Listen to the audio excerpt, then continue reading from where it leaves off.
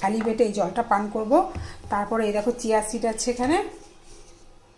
এরপর আমি চিয়া সিডটা কীভাবে খাই তোমাদের আমি দেখাচ্ছি। জলটা আমি আগে পান করে নিই।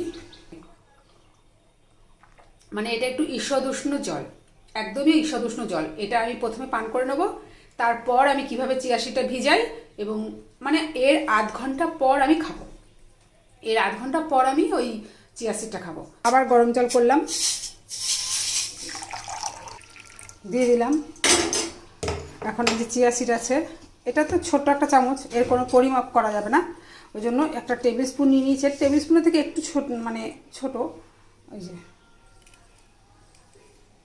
এটা প্রাপ্তবয়স্ক তো, এখন তো আর আমি বাচ্চা নেই, তাই একটু বেশি দিলাম।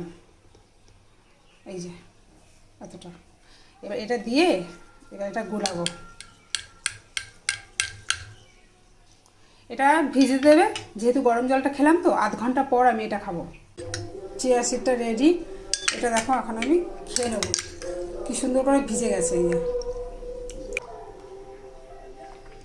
দানা দানা কেমন মুখে বাঁধে না?